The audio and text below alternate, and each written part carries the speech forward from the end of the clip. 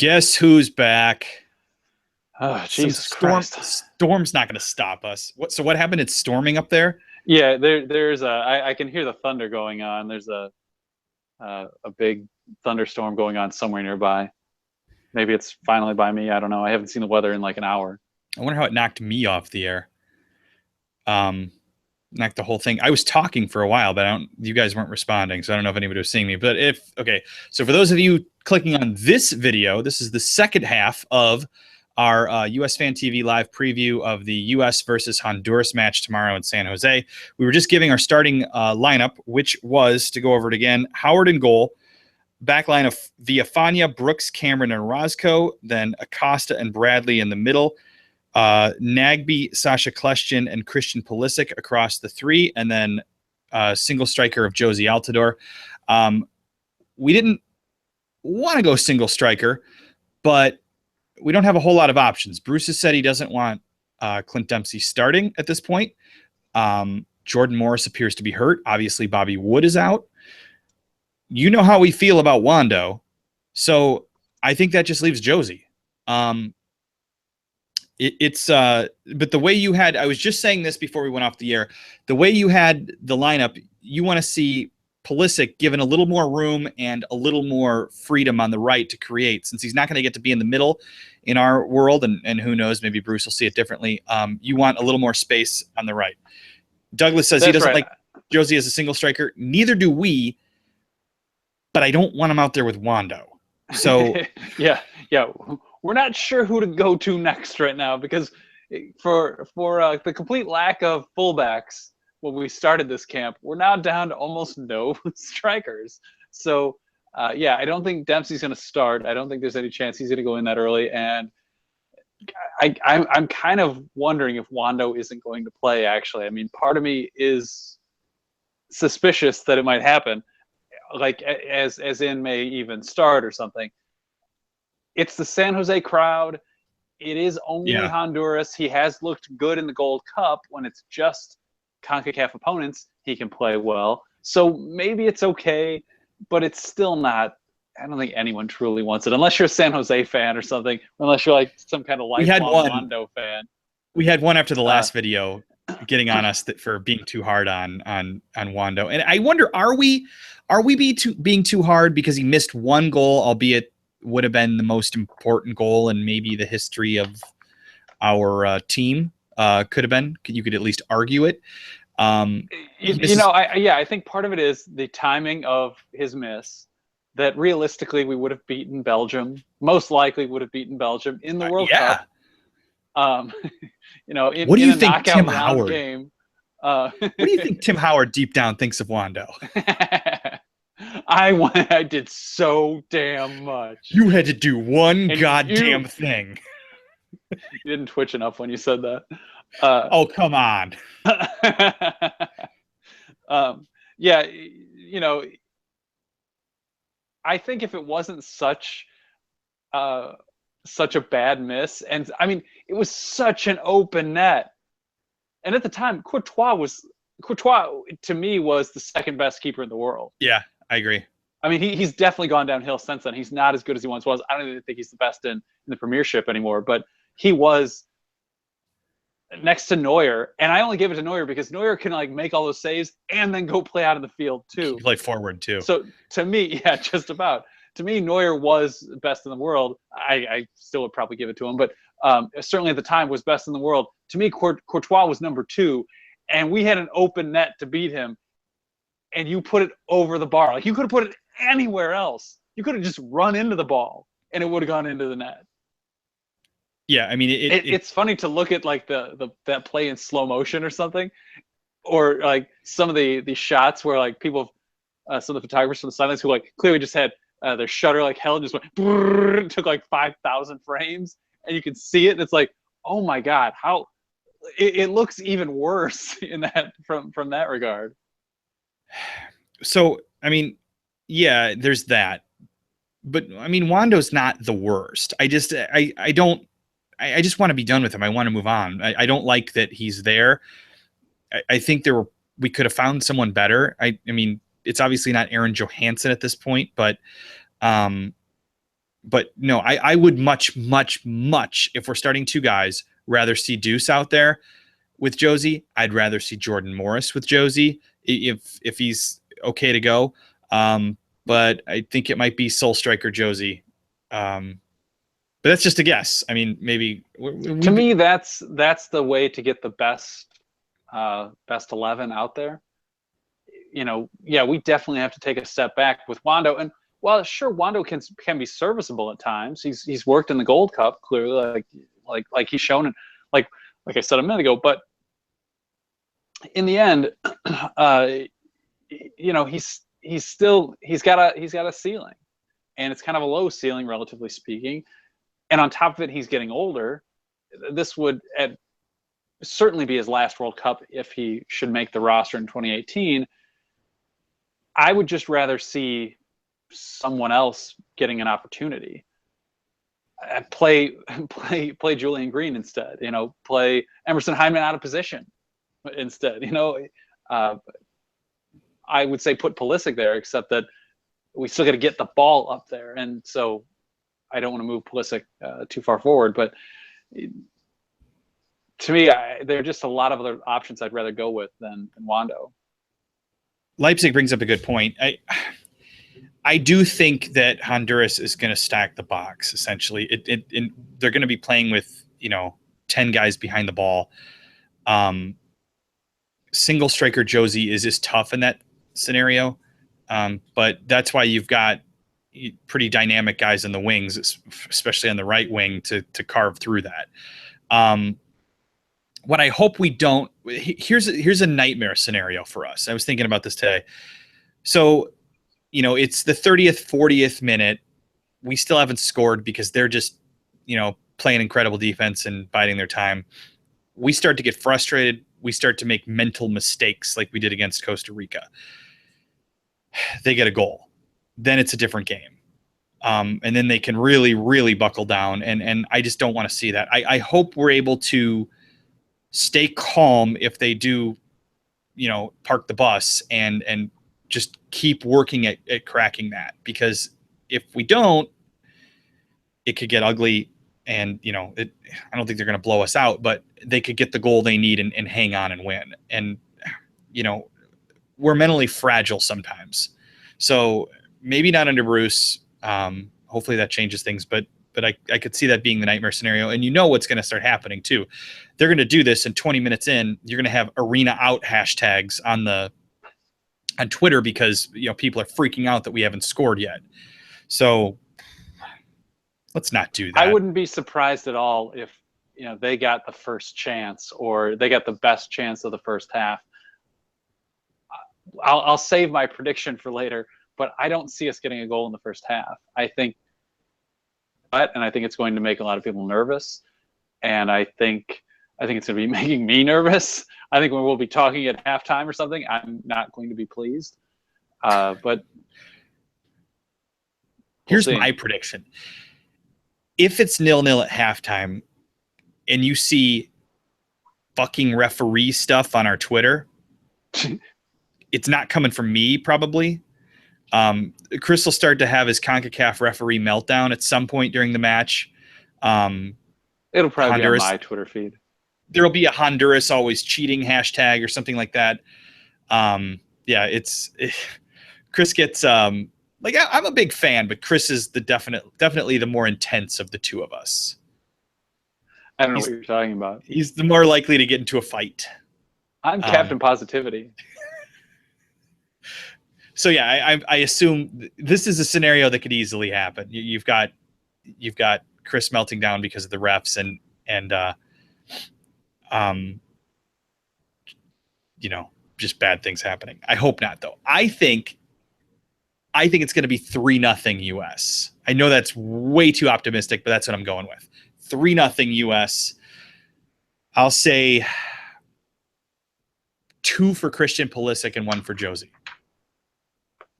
I had not set, write that down. I had not settled on goal scorers, but I had thought about timing. My prediction is 2-0.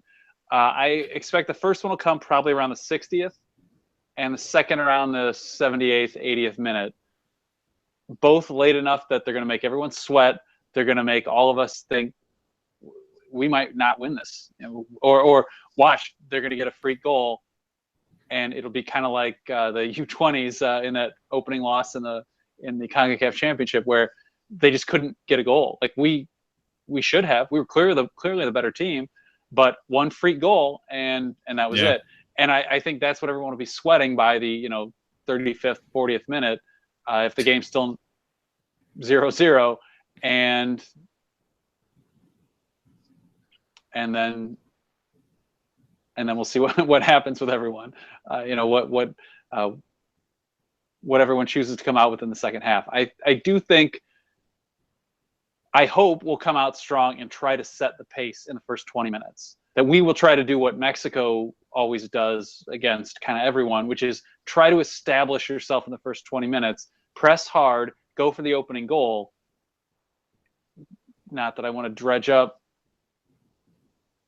November, but my prediction for that game was we have to withstand the first 20 minutes. And when did the first goal come? Right about the 20th minute. We didn't withstand the first 20 minutes and we lost that game.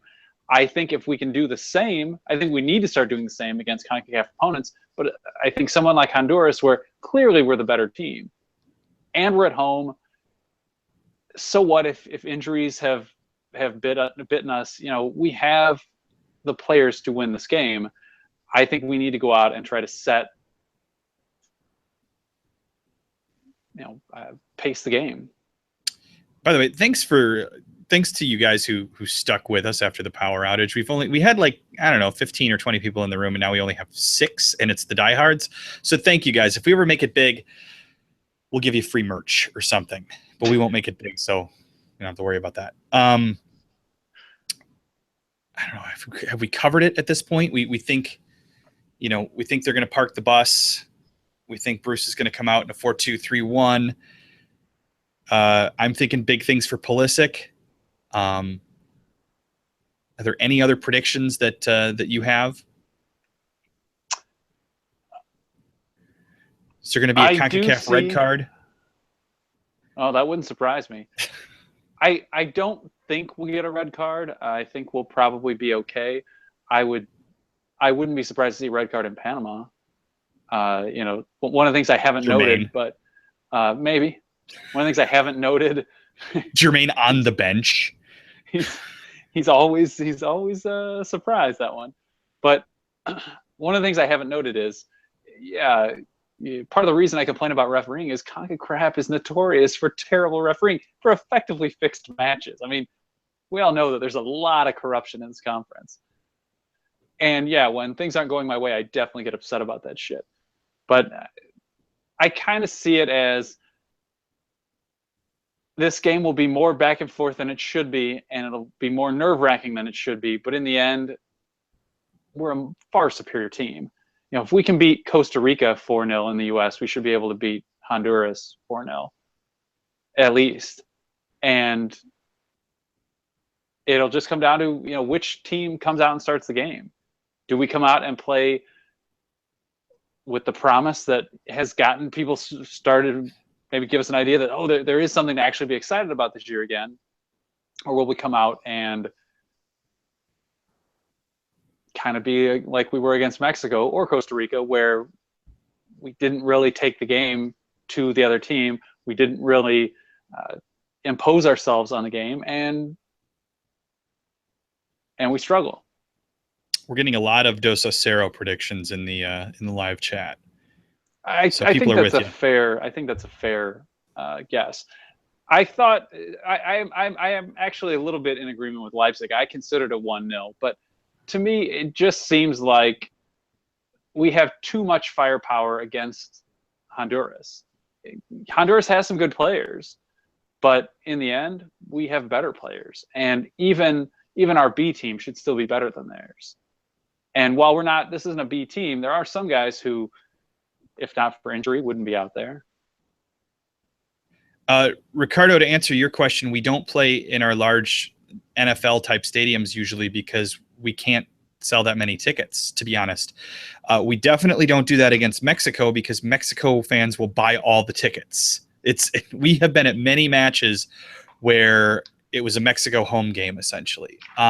It's getting better.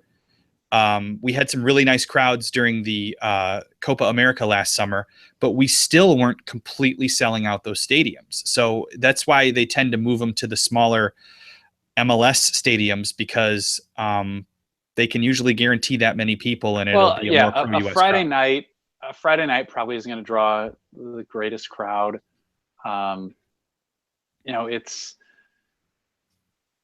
It's not a huge draw of an opponent. The U.S. hasn't been playing especially well. We don't have kind of the momentum of a crowd behind us. So, months of, we just beat all these teams. If this qualifier was a month after the Copa America, then sure, maybe you could put it in a larger stadium where, everything looked to be on track. We, short of our final match there against Argentina, we suddenly looked like we were a quality team. Since then, not really. Maybe against Cuba. But, beyond that, November looked like shit. January was okay. We are still, and this is why I think you say both these games are in a sense must win, or strong must result, at least in Panama, is that in the end, we need, as a country, as fans, whatever, we need the momentum of victories. It would end some of this debate about, the men can't draw a crowd anymore, whatever, all the things that get Twitter going that aren't pro-rel. I just had to bring that up. Terrorist attack in London, but what about pro-rel? We'll move to bigger stadiums when either the fan base has grown to such a point that they can do it, or when we're winning enough games, which will probably be the same thing. We're winning enough games that we're carrying enough momentum. The problem is that it always goes in waves for us, and where it peaks at the World Cup. And you've got, I in the last World Cup, there was like 30,000 people at a watch party in Chicago. And now if you had a game at Soldier Field, you wouldn't get 30,000 people. Probably not. At a game. Yeah. So at a World Cup qualifier, I don't think you would, unless it was against Mexico. It's disappointing, but the good thing about it is it's not like it's the same wave. The wave gets a little bit bigger each time we go through it. And that's the way it's going to be in this country. It's not going to come all at once unless we were to win a World Cup or something. It's going to be slowly over time. And I can tell you this, there are a lot more people at these games, and especially at the bars watching the games, than there were 10 years ago, 15 years ago. So absolutely. There were games I went to less than 10 years ago where I was the only person there. I remember being at a match with you at the Highbury in Milwaukee. We were literally the only two people there who wanted to watch soccer. There were people at the bar who thought we were weird. Now you would never, ever, ever see that. So it's growing. Yeah. The other problem that U.S. soccer has is asking people to pay $90 or $100 for a ticket is a little ridiculous. And I was happy to see the Gold Cup tickets were in the AO section were only $44. But we paid for US Mexico in Columbus in 2005, we paid, I think, like $20. Yeah. For what was then the Sam's Army section. So I expect to pay more than that, but $100 is keeping people away. I can tell you that for sure. So, well, it starts to erode the fan base, and not just in that it's keeping people away, but that it's keeping away the people who make the atmosphere. One of the issues they talk about, why does so many European or large English stadiums, why are they losing atmosphere? And it's because they priced the hardcore fans out of it. Who goes now but corporate people or families on a day out or something where they're willing to just spend whatever, or tourists. Part of the reason why the Bundesliga is the atmosphere is so great is they don't. But I can tell you, when I went to an Arsenal match last year, it was a library, and I was in the third deck, and I paid around $100 US for my ticket. It was just quiet. But you don't see that in Germany because there's just, you know, a good amount of seats that are $200 for a season ticket or something ridiculous because they understand the importance of atmosphere. But yeah, Honduras doesn't have more fans than USA, and USA no. And I'll be honest, I don't know if there's a particular city where there are, probably LA, where I'm most sure of LA, the yeah. most of the Honduras immigrants live. Like with Mexico, there's basically no city where there isn't a big Mexican population in the US anymore. But Honduras is a much That, smaller country, and I I thought you were honestly don't saying know. I thought you were saying there's no city in Mexico where there's not a large Mexican population. Lots of Mexicans live in Mexico still. That's true. But yeah, Imagine that. And the games are still in Columbus because they do have a smaller Mexican population than other bigger U.S. cities. Well, the games are still there now. It's tradition. But yeah, tradition, yeah. Supposedly, I mean, everything I've ever heard, the original reason we went there was because of the top 50 metropolitan areas in the U.S., Columbus had the smallest Mexican population percentage-wise. So there was the chance to make it a true home field advantage and do something like they do to us at Azteca. Yeah, there's a lot of talk that the Mexican players don't want to play at Azteca. The European-based guys don't like it anymore, but I don't see how you go away from that. Still hoping to be there in June. We'll see. Yeah. So as the table sits right now, Costa Rica's on top with 6 points. Mexico has 4. Panama has 4. Honduras has 3. The mighty TNT and the mighty USA both have 0. So hopefully after tomorrow night, we will have 3 and we'll be feeling a little bit better about life, because the alternative, although it may be good for USFanTV, if Arsenal Fan TV and their suffering is any indication, we may get more people if we lose. I don't want that. I hope we win. I hope we get 3 points. And I hope we're here tomorrow night on this very channel celebrating a win and talking about how great things were, because it's a lot more fun than complaining. Although sometimes we'll see how well you guys can hear me in a bar. Yeah, I'm going to be here. Chris is going to be at the Highbury Pub in Milwaukee.